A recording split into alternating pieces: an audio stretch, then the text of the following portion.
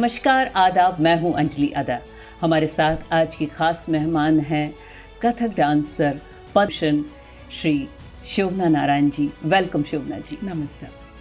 आपने दो काम, एक तो कथक क्लासिकल और एक और काम साथ में ले चली, तो क्या आपको लगा कि ज़्यादा जिम्मेदारी किसकी है, क्या छोड़ना पड़ा? दोनों की है। देखिए, वैसे मेरे बचपन से ही मेरे दोनों पैर दो नाव पे थे जी।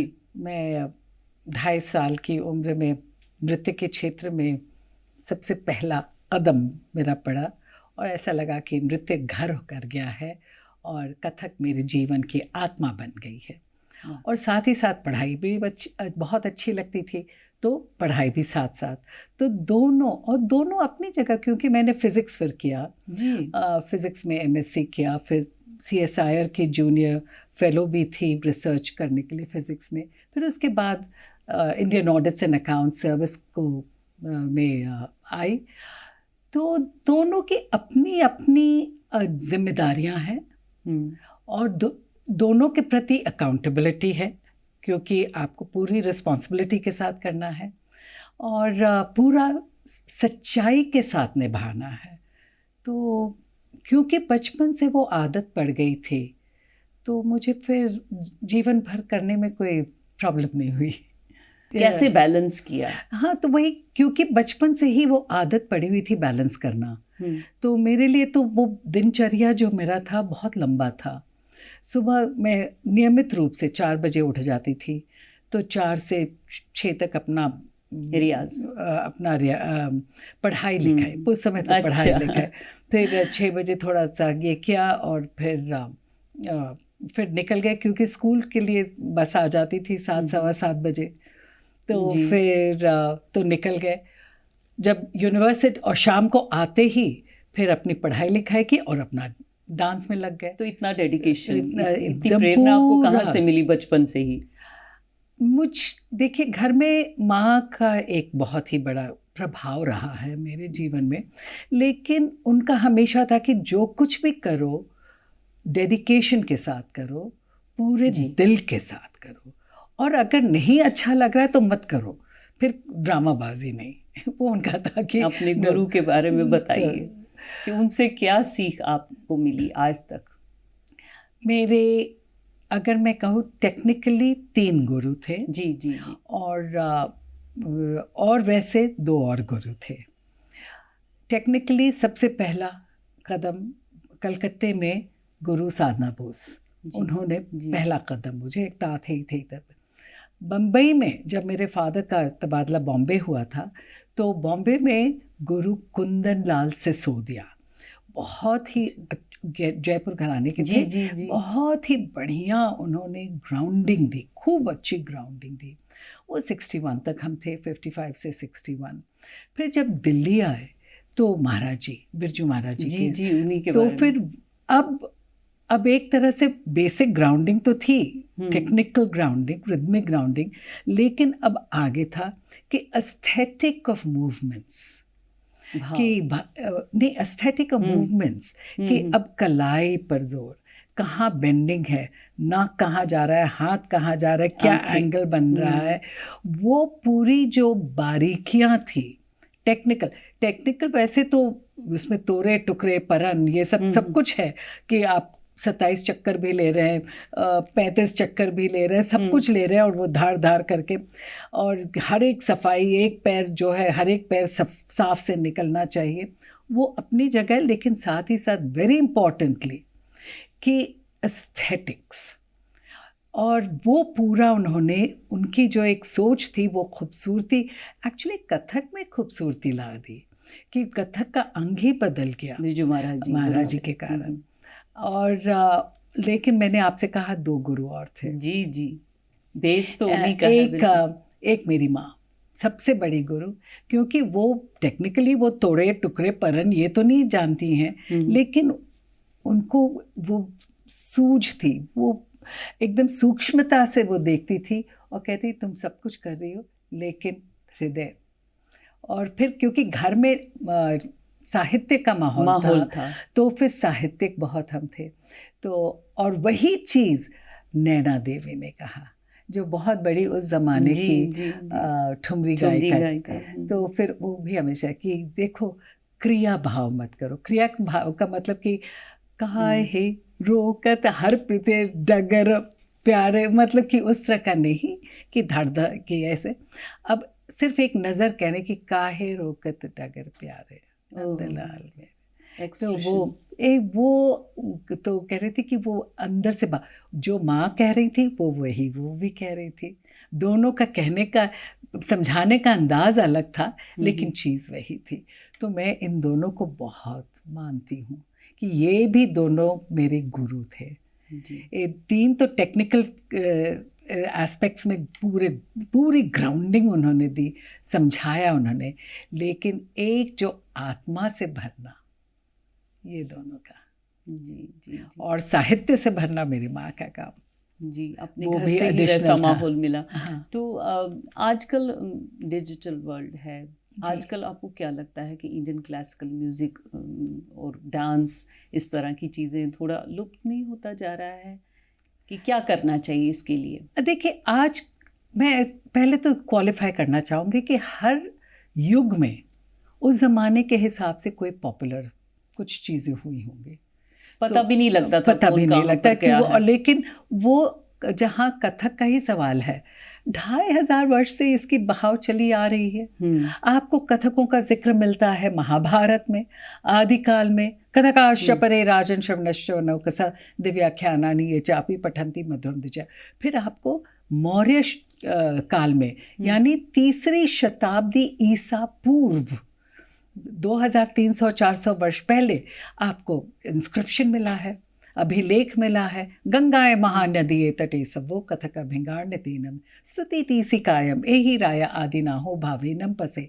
लेकिन वो कथक क्या कर रहे थे, किस तरह से कर रहे थे, अब हम तो सिर्फ अनुमान लगा। सिर्फ है कि श्रृंगार नृत्य बहुत ही ग्रेसफुल था, वो स्तुति तीसी मतलब कि डिवोशनल था कैरेक्टर में, तो हम अनुमान लगे। तो उस ज़माने में भी ज़रूर पॉपुलर डांसेस हुए होंगे, बाद के भी ज़माने में भी हुए होंगे, उसके बाद के ज़माने आज। लेकिन आज की चुनौतियाँ ज़्यादा इसलिए है क्योंकि जो आपने कहा डिजिटल वर्ल्ड, तो डिजिटल वर्ल्ड की रीच इंस्टेंट है टू मिलियंस, करोड़ों व्यूअर्स। वही मैंने कहा ना कि जो उसको पता भी नहीं लगता था, जो उस समय तो पता नहीं लगता था, आज तो इंस्टेंट में।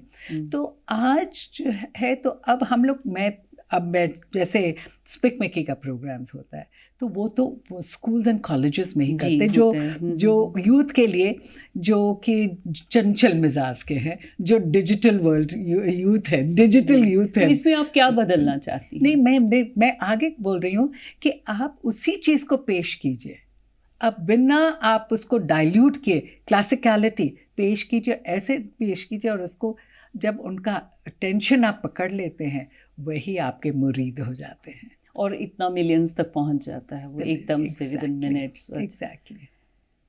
तो इतने अवार्ड से आपको नवाजा गया, पद्म भूषण, आगे आपके लिए क्या? हाँ, पद्मश्री, पद्म भूषण आपको मिला, तो ये आपके लिए एक उपलब्धि है या एक चैलेंज है, एक जिम्मेदारी? देखिए, जब पद्मश्री मिला था तो ऑब्वियसली कोई भी अवार्ड मिलता है जी, पद्मश्री हो, संगीत नाटक अकेडमी के अवार्ड हो, या भारतीय राष्ट्रीय पुरस्कार, बिहार राष्ट्रीय पुरस्कार हो, या वगैरह वगैरह, दिल्ली का परिषद सम्मान हो, खुशी तो होती कि लोगों ने, दर्शकों ने, सभी, और आर्ट कनॉइसर्स ने आपके मेहनत को, आपकी कला को सराहा है जी। खुशी तो है, लेकिन वो अंत नहीं है। हमारी पूजा तो वही की वही जारी है, तपस्या वो जारी है। तो आज भी उसी दिल से, उसी ह्यूमिलिटी के साथ, क्योंकि हम तो सर झुका के चलते, कला है, कला की देवी है वो, हमारा तो सर उनके सामने झुका हुआ है, क्योंकि हम तो सेवक हैं, कला के सेवक हैं जी, कला के पुजारी हैं, पुजारी हैं और सेवक भी हैं। बिल्कुल। तो यहाँ पर जो आपकी कला आजकल हम देखते आ रहे हैं कि वो हमें साहित्य में अब मिलने लगा है, ये इस यात्रा के पीछे क्या है? साहित्य तो मेरा शुरू से ही था, वो मेरा बहुत ही लंबा सफ़र है। स्टेज पर हूँ, मतलब प्रोफेशनल रिकग्निशन 1969-70 से आना शुरू हो गया, लेकिन स्टेज पे हूँ 70 साल से ऊपर, 72 ईयर्स। तो स्टेज पे हूँ, लेकिन वो ज़माने क्या है कि क्योंकि घर में साहित्य का माहौल था, तो मैं पढ़ती थी बचपन से ही। बनिता की ममता न हुई या हिमाद्री तुंगे, या फिर कामायनी पढ़ा, फिर ये पढ़ा। अब वो क्योंकि था वो, तो जब मैं पढ़ती रहती थी और पर्टिकुलरली वहाँ से शुरू हुआ। यशोधरा पढ़ रही थी, मैथिली शरण गुप्त, और जब पढ़ी तो और सखी में मुझसे झड़ झड़ झड़ झड़ आंसू ऐसे से, और फिर जब मुझे कुछ दिल को छूता है तो मेरे लिए वो नृत्य के ज़रिए भावना निकल आती है। तो इस वहाँ से लेकिन उसके पहले एक और साहित्य, वो इनडायरेक्टली मुझे पता भी नहीं चला कि मैं सूफ़ी दुनिया में कदम में रख रही हूँ। मैं 1973 की बात कर रही हूँ। मेरी गुरु का, पहली गुरु साधना बोस जी का देहांत हुआ, तो उनकी छोटी बहन थी वो, नैना देवी। तो उन्होंने कहा सभी उनके शागिर्दों में, तुम बहुत ही नामी हो और यू आर वेरी फेमस, तो आप आओ और आपको करना है, और आप उनके 2 रचनाओं पे कीजिए जो उन्होंने खुद किया था 1943 में, लॉन्ग बैग 1943 में।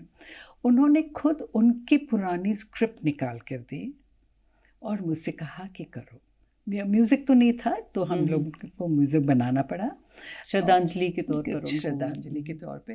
तो फिर और वो तब मेरा जो मेरी रूबरू हुई रूमी से, बुल्ले शाह से, जो तब उन्होंने किया उस ज़माने वो। और तो ये विष्णु अज़ने चूँ हिकायत मी कुनद अज़ जुदाई हो शिकायत मी कुनद, और ये सब इस तरह से। तो वहाँ से जो सफ़र शुरू हुआ, तो आज भी सफ़र उसकी चलती चली जा रही है 50 साल से, क्योंकि अब हम लोग सूफ़ी कह रहे हैं, लेकिन उस समय तो हम तो उस नाम से नहीं बुलाते थे। उस ज़माने में हम सिर्फ कहते थे कि डिवोशनल है, डिवोशनल सभी है, बिल्कुल, हाँ, लेकिन हम सूफ़ी जॉनर के नाम से नहीं करते थे। लेकिन तो बड़े बड़े फ़कीर, हाँ, क्योंकि हाँ, तो लेकिन बुल्ले शाह से मेरी रूबरू तब हुई, और रूमी से तब हुई, फिर कबीर और ये सब और वगैरह वगैरह, फिर चलता आ रहा है। अब देखते हैं कि जॉनर बन गया है। जी, ये आजकल के इस युग में। तो आजकल के जो नौजवान हैं, जो यूथ्स हैं, वो इस जो हमारा ये बहुत ही पुराना क्लासिकल डांस है, इसके साथ कैसे वो कनेक्ट हो आजकल के इस डिजिटल दौर में? आप क्या सजेस्ट करना चाहती हैं, कैसे उनकी रुचि बढ़ेगी? मैं ये कहूँगी कि सबसे पहले तो जैसे let there be more discussion on paper, क्योंकि कोई भी न्यूज़पेपर्स कहाँ, अगर आप कोई भी क्लासिकल डांस हो रहा है, क्लासिकल वो सिर्फ पेज 3, उसमें कौन आया इज़ मोर इम्पोर्टेंट दैन क्या किया। उस पर डिस्कशन नहीं होता है। हाँ, उस पर होता ही नहीं है। किसी में भी, थिएटर में भी नहीं होता है, किसी में भी क्लासिकल म्यूज़िक एंड डांस। शायद एक छोटा सा कोई पेपर होगा, शायद हिंदू ने कभी कर दिया, वो भी पहले तो डिटेल्ड होता था, अब कम हो गया। एक पायनियर होता था। जी, पायनियर बहुत पुराना। जी। लेकिन अब वो डिस्कशन अगर शुरू हो जाए, और मैं बार बार कह रही हूँ, अगर इन लोगों का भी रुख इस तरफ आएगा, अगर थोड़ा सा इंसेंटिव्स मिल जाए, तो व्हाट इज़ द इंसेंटिव्स, तो थोड़ा टैक्स इंसेंटिव्स मिल जाए। हाँ, वो इम्पॉर्टेंट है। वो तो अगर मिल जाए तो फिर शायद ये जो मीडिया हाउसेस हैं, प्रिंट हो या इलेक्ट्रॉनिक हो, और वो भी सिर्फ प्योर क्लासिकल, नहीं तो हो जाएगा कि popular under the garb of classical हो जाएगा। वो वैसा नहीं होना चाहिए। There has to be good yardsticks, कि कि किस तरह से एक्चुअलिटी की जो सही तो अगर कुछ हो जाए तो अच्छा है। और फिर स्कूल्स में भी as a subject of appreciation, मैं ये नहीं कह रही हूँ कि आपको सबको ताथे थे कराना है होना ही चाहिए, लेकिन अप्रिसिएशन तो होनी चाहिए। ये मैंने देखा मेरे, तो जानकारी भी होनी चाहिए, उनको पता भी होनी चाहिए, क्योंकि मेरे बेटे के स्कूल में मैंने देखा था वहाँ ऑस्ट्रिया में कि उन लोग स्कूल में उन लोग अपना जितने भी क्लासिकल आर्टिस्ट थे उनके बारे में उनकी जानकारी देते थे। अब ये फर्स्ट स्टैंडर्ड सेकंड स्टैंडर्ड के बच्चों को, थर्ड स्टैंडर्ड, तो वेरी एलिमेंट्री, लेकिन एटलीस्ट उनको एक टेस्ट तो हुआ ना। अगर आप सिर्फ उनको एक ही जॉनर का वो करेंगे मीडिया में भी, पब्लिक डिस्कोर्स, और दूसरा छोड़ देंगे तो ऑब्वियसली थोड़ा सा इम्बैलेंस हो जाता है। जी तो अच्छा, क्लासिकल डांस, उसमें से कथक ख़ास तौर पर, इतनी मतलब इतने साल सीखना, इतने गुरुओं से, इतनी तपस्या, ये आपके लिए सिर्फ एक डांस नहीं है, जीवन दर्शन है। तो दर्शन क्या है? ये दर्शन में अगर वो नहीं होता तो आज मैं इस उम्र तक नहीं करती आ रही, क्योंकि मेरे लिए वो जीवन है, मेरी आत्मा है। मैंने पहले कहा, और मुझे पढ़ाई भी अच्छी लगती है, तो आज भी मैं रिसर्च खूब करती हूँ। और मैं अपने यंग लोगों, यूथ के बारे में क्या, मैं एक क्वालिफ़िकेशन देना चाहती हूँ कि मेरे पास बहुत स्टूडेंट्स आते हैं सीखने के लिए, जो कुछ छोटे छोटे हैं। आप सोचेंगे कि वो आप या बड़े भी हो, जो छोटे से अब बड़े हो गए हैं, वो बाहर देखेंगे तो आप सोचेंगे कि वो तो आजकल की सब लड़कियां जैसी होती है ना, वो उस नजरिए से वो होंगे। लेकिन आते क्या डेडिकेशन, और जो आपने कहा कि इसमें साधना की ज़रूरत है, और यही लड़कियां 5 साल 6 साल 10 साल 12 साल क्या डेडिकेशन के साथ कर रही हैं। पढ़ाई भी, ये भी पढ़ाई भी कर रही है, पढ़ाई में भी अव्वल कर रही है, बहुत हैं, परफॉर्मेंस भी कर रही हैं। कुछ हमारे साथ शेयर करेंगी?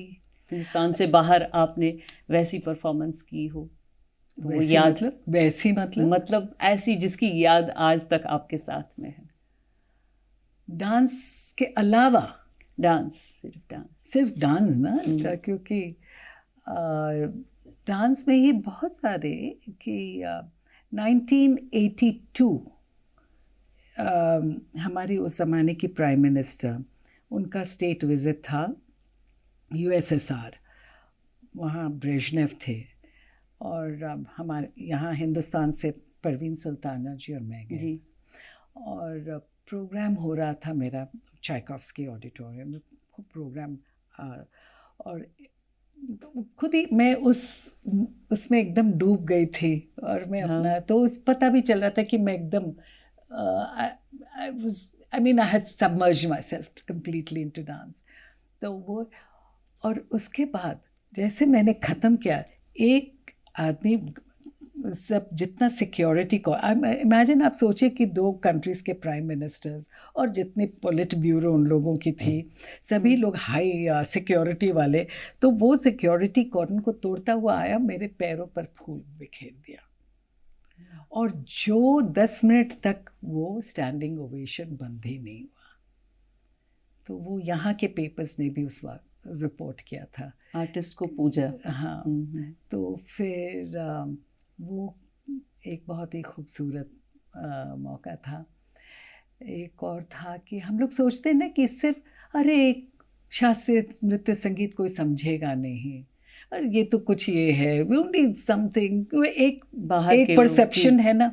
लेकिन होल्ड ऑन, चित्रकूट में मैं नृत्य कर रही हूँ, और चित्रकूट में ओवरनाइट, जहाँ कोई बस्ती वस्ती दिख नहीं रही थी, छोटा सा, उस ज़माने में, मैं 70s 80s की बात कर रही हूँ, अब वो पूरा है, वहाँ जलसा है, कोई कह रहा 30,000 लोग आए हुए हैं, कोई कह रहा 40,000, जो भी हो, जितने भी हज़ार हो, लेकिन वो, और उसमें एक महिला ऐसे मुझे कर रही थी, और फिर बहुत देर से मेरे आँख को ऐसे, तो मैंने देखा, तो मैंने कही स्टेज तक।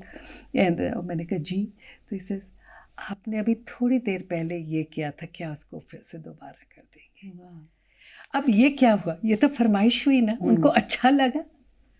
और वो बहुत ही झिझक के साथ किसी भी तरह से मेरे आंखें वो मिला करके वो मुझे बुला रही हैं और कह रही हैं कि आप प्लीज़ कर दीजिए दोबारा, ये मुझे अच्छा लगा। तो अब आप, ये भी मेरे लिए बहुत ही खूबसूरत पल। बहुत बहुत शुक्रिया Shobhana ji, thank you so much, wish you all the best. Thank you very much Indeed.